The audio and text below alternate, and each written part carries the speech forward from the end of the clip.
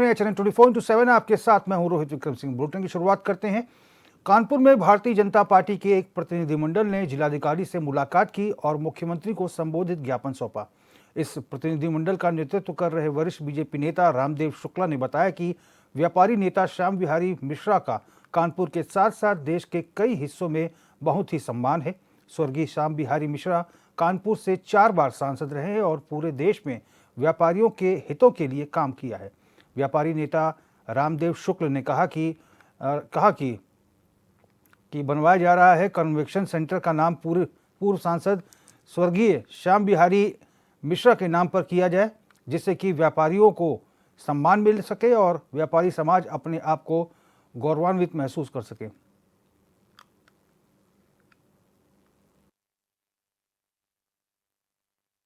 आज हम लोग स्वर्गीय श्याम बिहारी मिश्र स्मृति समिति की ओर से माननीय जिलाधिकारी को ज्ञापन देने आए हैं और ये ज्ञापन माननीय मुख्यमंत्री जी को संबोधित है।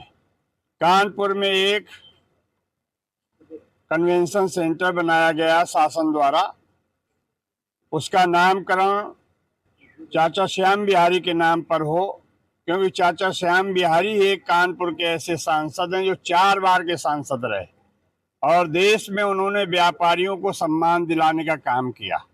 पहले व्यापारियों को किसी न किसी राजनीतिक दल का पिछलग्गू बनना पड़ता था, लेकिन चाचा श्याम बिहारी ने ऐसा काम किया कि सारे देश के व्यापारियों को एकजुट किया और आज पूरे देश में व्यापारियों को सम्मान मिलता है और हर दल उनको अपनी ओर आकर्षित करने के लिए प्रयास करता है। डीएम साहब ने कहा कि मैं तुरंत माननीय मुख्यमंत्री जी को भेज रहा हूं अपनी सम्मति के साथ।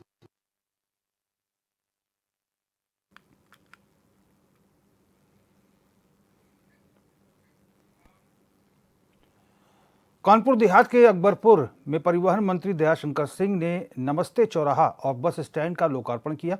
इसके अलावा मीडिया से रूबरू होते हुए समाजवादी पार्टी पर तीखा हमला बोला। उन्होंने कहा कि सबसे पहले अखिलेश यादव परिवार से बाहर निकले और घर के अलावा बाहर के लोगों को पद और टिकट देने की सोचें। तो वहीं सपा के 3 विधायकों को निष्कासित किए जाने के मामले को लेकर कहा कि सपा सिमटती जा रही है। सपा के जो भी संस्थापक सदस्य थे वो एक एक कर पार्टी छोड़कर बाहर जा रहे हैं।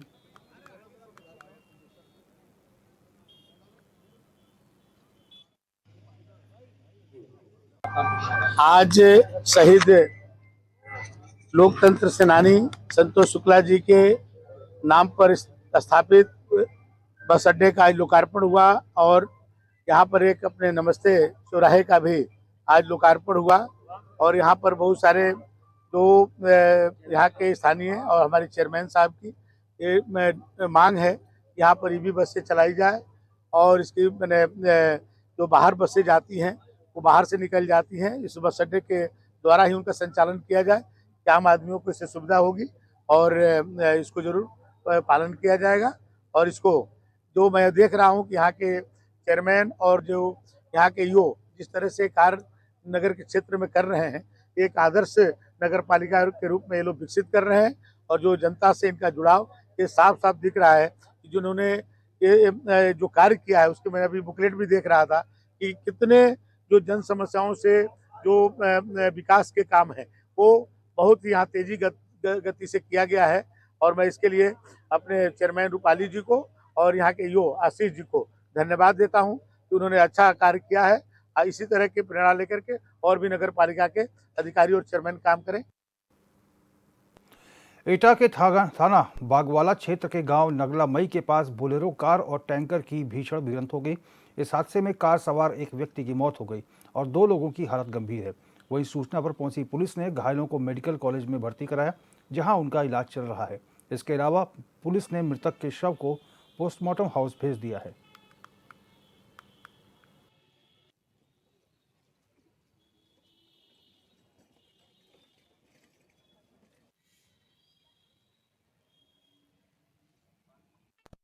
कानपुर में सरकारी अस्पताल काशीराम के सीएमएस पर महिला कंप्यूटर ऑपरेटर से अभद्र व्यवहार करने का आरोप लगा है।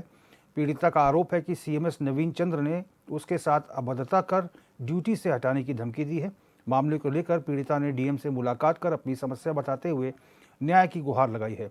उसने कहा कि सीएमएस उसे बार बार ड्यूटी से हटाने की धमकी देते हैं और प्रताड़ित भी करते हैं।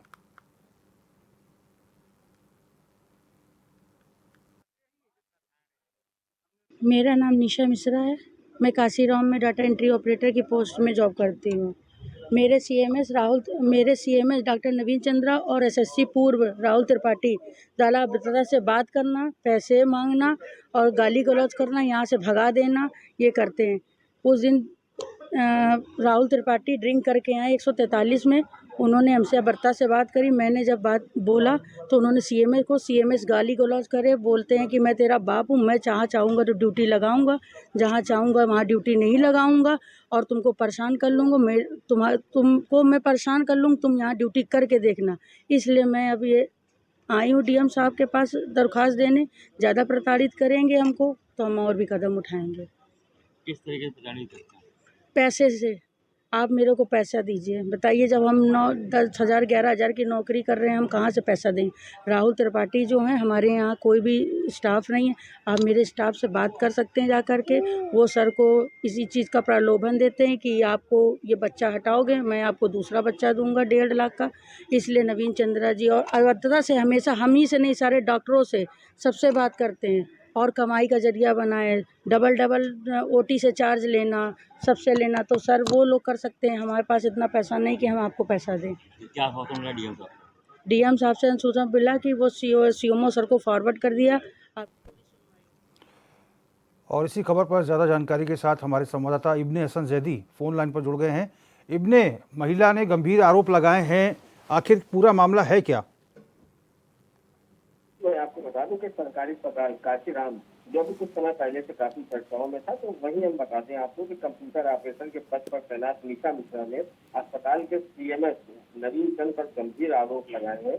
और उनका जो आरोप है वो कहना है कि सीएमएस जो है वो नवीन चंद्र उनके साथ अभद्रता की और उन्हें ड्यूटी से हटाने की धमकी दी थी। निशा जो है जिन्होंने आरोप लगाए हैं, उन्हीं ने आज जिलाधिकारी कानपुर नगर से मुलाकात करके विस्तार से अपनी समस्या बताई और न्याय की गुहार लगाते हुए बताया कि उनकी ड्यूटी सुबह 8 बजे से दोपहर 2 बजे तक है। ड्यूटी के दौरान उन्हें गायनी स्टाफ सेक्टर में फाइल देने के लिए बुलाया था, जिसके बाद वो वॉशरूम में फ्रेश होने की चली गई और वॉशरूम से वापस अपने कक्ष आने पर राहुल त्रिपाठी जो पूर्व में, अगर हम बात करें तो एसएससी पद पर अस्पताल में थे और अब अस्पताल में कार्यरत नहीं है, इन्होंने निशा से कहा कि वो बार बार अपनी जगह से न उठे। निशा ने जवाब दिया कि वो वहाँ बाथरूम करने गई थी, जिस पर राहुल त्रिपाठी ने कहा कि पर्चा कौन बनाएगा, जिसके जवाब में निशा ने बताया कि उस समय कोई भी पर्चा बनवाने के लिए नहीं आया था।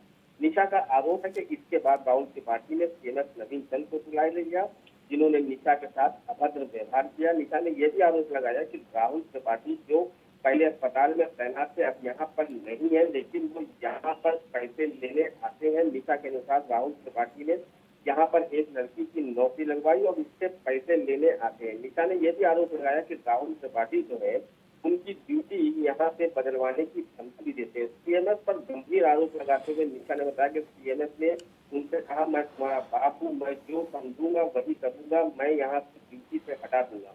तो निशा का आरोप है वो काफी गंभीर है और बार बार ड्यूटी से हटाने वाली बात जो कह रही है वो इस तरीके के जो उनके आरोप उन्होंने लगाए हैं सीएमएस पर, वो काफी गंभीर आरोप है। देखना यह है कि उन्होंने जिलाधिकारी से गुहार लगाई है और अगर हम कानपुर जिला। ठीक है, अपने बहुत बहुत धन्यवाद आपका तमाम जानकारी के लिए।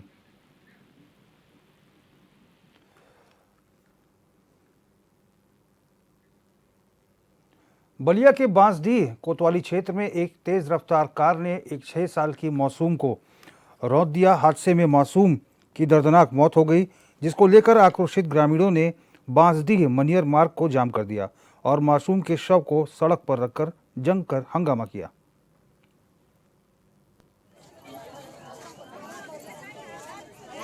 हमारे डीएम जिला का अधिकारी है, उनको आना पड़ेगा बस। हालपुर खड़ा एक बार एगो एक्सीडेंट भइल बा। ऐसे लड़का ना जब मतलब रोड पे रहला वो अचानक से कहीं आगे रखी ना, फिर बाइक कार वाला रहला नु कचार के भाग गला से रोकला से ना, ब्रेक ना मारला से व्हाइट कलर के कार रहला से वो 8:30 बजे 8:20 में घटना भइल हालपुर में। गांव के आदमी के ई मांग बनू कि कार वाले के खोज और ये ब्रेकर लागो और ये जा और सब भी मांग बनू पूरा होको हमनी के। हाँ, गांव के लोग चाका जाम कैले बा, मांग पूरा होको, SDM सर जी आए फिर हमारी मांग पूरा हो गई तभी हम और सतेंद्र सिंह हमारे संवाददाता ज़्यादा जानकारी के साथ फोन लाइन पर जुड़ गए हैं। सतेंद्र, 6 साल की बच्ची को कार ने रौंद दिया, ये हादसा कब हुआ और परिवार वालों में इस समय कैसा माहौल है? जी, मैं आपको बताना चाहूंगा, जहां ग्रामीणों की माना तो ये घटना 8:30 से 9 बजे के बीच की बताई जा रही है। घटना होने के बाद घटना की जानकारी ग्रामीणों को मिलते ही ग्राम सभा के पुरुष महिलाओं ने चक्का जाम कर दिया। चक्का जाम लगभग 2 घंटे से लगातार चल रहा है और ग्रामीणों की मांग ये है कि जल्द से जल्द चरपहिया वाहन जिसने घटना को अंजाम दिया है उसको पकड़कर थाने लाया जाए और उनकी विभिन्न मांगे पूरी की जाए। जी, और क्या ये जो कार सवार थे जिन्होंने कार से बच्ची को रौंदा है, क्या नशे में थे? किन परिस्थितियों में हादसा हुआ है? जी, जहाँ तक ग्रामीणों की माने जाए तो ग्रामीणों का कहना है कि कार काफी तेज रफ्तार थी, तो इतनी तेज रफ्तार थी कि उसमें मासूम को रौंद दिया। रौंदने के बाद तो वाहन चालक तुरंत रोका, काफी तेज गति में था और ब्रेक भी नहीं लगा और मौके से कार लेकर फरार हो गए। जी, ठीक है सतेंद्र, बहुत बहुत धन्यवाद आपका तमाम जानकारी के लिए। सीतापुर के कस्बा मिश्रित मोहल्ला के थोक वार्ड नंबर 1 में एक निवासी मंजुला ने पुलिस से शिकायत कर पड़ोस के एक युवक पर 6 साल की बच्ची से छेड़छाड़ का आरोप लगाया है।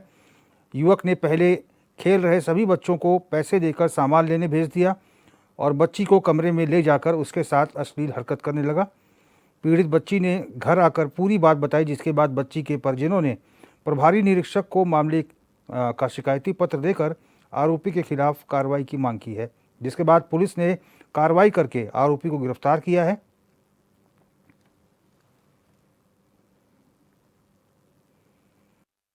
22/6/2025 को शाम को कस्बा मिश्रित में एक घटना घटित हुई थी। उसमें 6 वर्ष की बच्ची के साथ एक व्यक्ति जिसका नाम संजय वर्मा है, उसके द्वारा ऐसी हरकत की गई थी। उस संदर्भ धाराओं में अभियोग पंजीकृत किया गया था। बच्ची का मेडिकल कराया गया था। बच्ची की हालत स्थिर है। इस प्रकरण में अभियुक्त संजय वर्मा की गिरफ्तारी की जा चुकी है। आवश्यक विधि कार्रवाई की जा रही।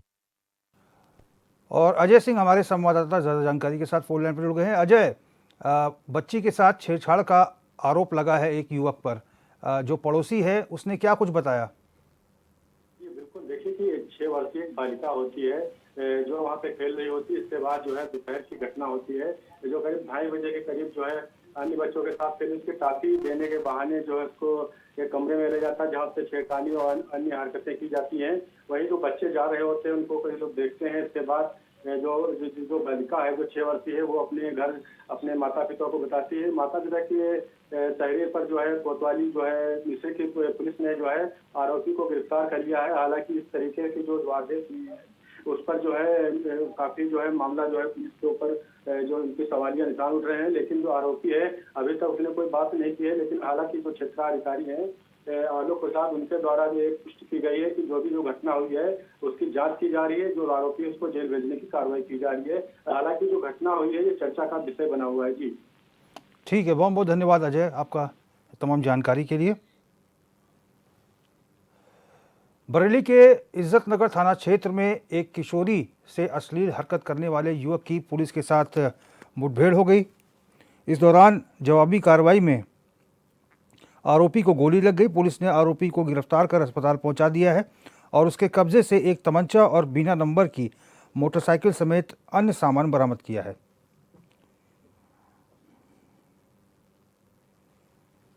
देखिए, श्रीमान वरिष्ठ पुलिस अधीक्षक जनपद बरेली महोदय द्वारा अपराध एवं अपराधियों की रोकथाम हेतु सतत एवं प्रभावशाली अभियान चलाया गया है।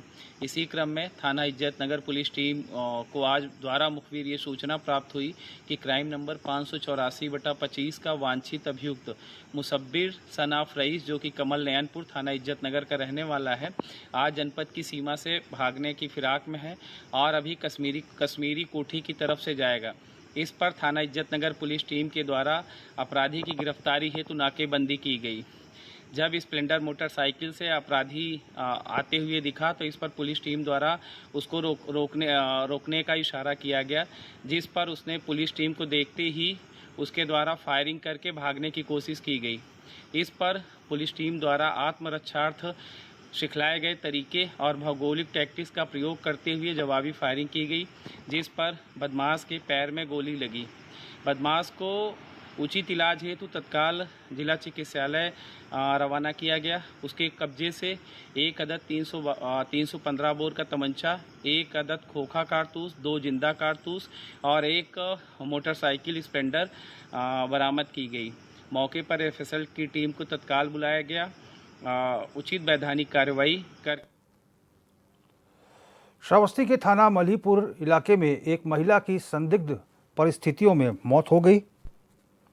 महिला का शव फांसी के फंदे पर लटका मिला, जिसकी सूचना मिलने पर मायके पक्ष ने अंतिम संस्कार की तैयारी शुरू कर दी। इस बीच मौके पर पहुंची पुलिस ने अंतिम संस्कार रोका और शव को कब्जे में लेकर जांच में जुट गई है। वहीं महिला की मौत को लेकर ससुराल पक्ष सवाल उठा रहा है।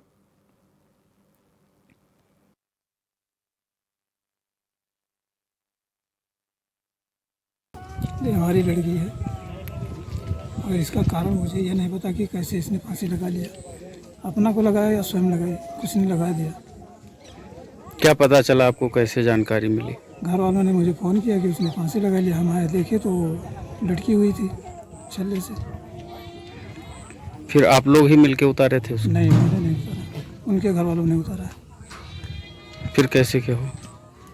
तो उन्होंने उतारा, हमसे कहा कि जो है इनका दाह संस्कार किया जाए, तो हमने कहा पोस्टमार्टम करवा लो।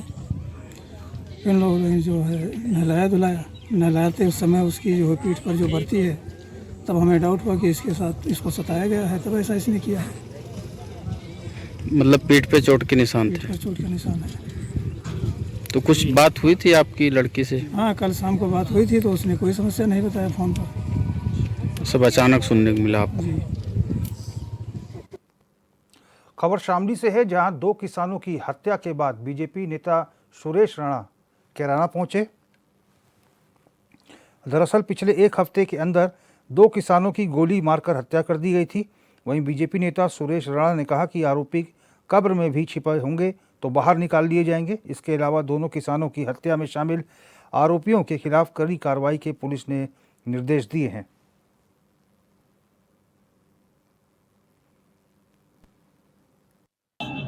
मैं कैराना में देवेंद्र जी के आवास पर गया था। बहुत ही दुखद है। अभी कुछ ही दिन पूर्व गुंडों ने और जिस तरह से नरसंस हत्या हुई है, पुलिस लगातार कार्रवाई कर रही है। एक मुलजिम बचा है, बाकी जेल भेजे गए हैं। साथ ही देवेंद्र चौधरी जो मामोर में मर्डर हुआ है, उसमें भी मोमिन, फुरकान, ये जितने भी लोग अपराधी हैं सब एनकाउंटर के बाद जेल गए हैं। डीजीपी साहब से भी बात हुई है। उत्तर प्रदेश में योगी सरकार है। आज उत्तर प्रदेश की कानून व्यवस्था पूरे हिंदुस्तान के लिए नजीर है, तो यहाँ किसी गुंडे को, माफिया को छूट नहीं है। कुछ लोगों को कैराना का विकास अच्छा नहीं लगता, कैराना में बढ़ता हुआ उद्योग अच्छा नहीं लगता, यहाँ के किसानों की खुशहाली अच्छी नहीं लगती, यहाँ के जो व्यापारी अब स्वच्छंद होकर के व्यापार कर रहे हैं उन्हें पीड़ा होती है। इसलिए बीच बीच में राजनीतिक संरक्षण में इस प्रकार की घटनाओं को अंजाम देते हैं। लेकिन अपराधी कब्र में भी छिपा होगा तो वहां से निकालकर, और उनके संरक्षणकर्ता जो हैं वो भी सब चिन्हित हो रहे हैं, ऐसे लोगों के खिलाफ कठोर से कठोर कार्रवाई होगी। मंदसौर में बीते दिनों नगर के प्रसिद्ध बालाजी मंदिर में हुई चोरी की घटना का पुलिस ने 24 घंटे के भीतर ही खुलासा किया है। मामले में पुलिस ने एक संदिग्ध युवक को हिरासत में लेकर उससे पूछताछ की, जिस दौरान युवक ने चोरी की वारदात को कबूल किया है। दरअसल मंदिर में चोरी को लेकर मंदिर समिति और स्थानीय लोगों ने पुलिस चौकी पिपलिया मंडी में रिपोर्ट दर्ज कराई थी, जिसके बाद चौकी प्रभारी धर्मेश यादव ने एक विशेष टीम का गठन कर क्षेत्र में लगे सीसीटीवी कैमरों की गहनता से जांच शुरू कर दी। इसके चलते सीसीटीवी फुटेज में एक संदिग्ध युवक कैमरे में कैद होता दिखाई दिया।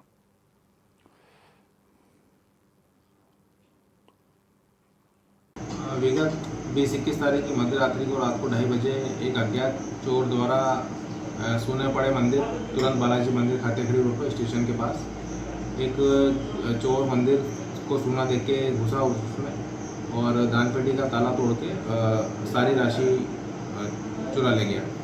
सुबह फरियादी द्वारा मंदिर समिति द्वारा रिपोर्ट की गई।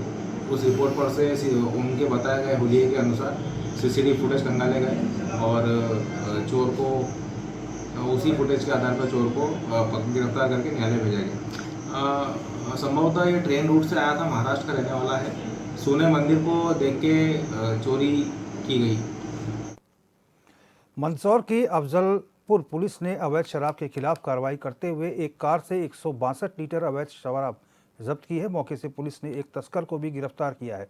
बताया गया कि मुखबिर की सूचना के आधार पर पुलिस अधीक्षक अभिषेक आनंद के मार्गदर्शन पर अफजलपुर थाना प्रभारी सुनील जाटव ने यह कार्रवाई की है।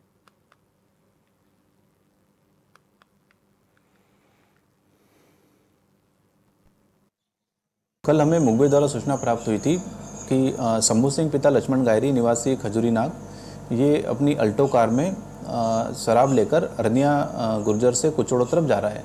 तो हमारे द्वारा वहाँ पर अरनिया गुर्जर चेक पोस्ट पर चेकिंग लगाई गई। चेकिंग के दौरान हमने गाड़ी को रोका और गाड़ी को चेक करी हमने तो गाड़ी के अंदर कुल 16 पेटियाँ शराब की पाई गई। उसके शराब के संबंध में से पूछताछ की गई शंभू से, तो उसके द्वारा कोई लाइसेंस होना नहीं बताया गया। तो अवैध शराब होना पाए जाने से आरोपी से धारा 34(2) आबकारी अधिनियम के तहत शराब जब्त की गई। फिर उसके बाद आरोपी से थाने पर लाकर अपराध पंजीबद्ध किया गया। आरोपी से अवैध शराब के संबंध में पूछताछ की गई तो आरोपी द्वारा बताया गया कि आरोपी ने जो जब्तशुदा शराब है राजेंद्र सिंह और राहुल सिंह निवासी रतलाम से खरीदी थी और बापूलाल ढोली को देने जा रहा था। अभी आरोपी को पुलिस रिमांड पे पेश किया गया है। पुलिस रिमांड प्राप्त करने के उपरांत इसमें जितने भी अन्य शराब तस्करों की संलिप्तता होगी उनके विरुद्ध भी कठोर कार्रवाई की जाएगी। कुल कितने आरोपी थे? अभी एक आरोपी गिरफ्तार है और 3 आरोपी बना दिए। इसमें टोटल 4 आरोपी हो गए। शराब की कुल कितनी कीमत होगी? शराब की कुल कीमत है 70,000। इस बुलेटिन में फिलहाल मेरे साथ बस इतना ही। देश और प्रदेश की तमाम बड़ी खबरों के लिए आप देखते रहिए चैनल 24/7। नमस्कार।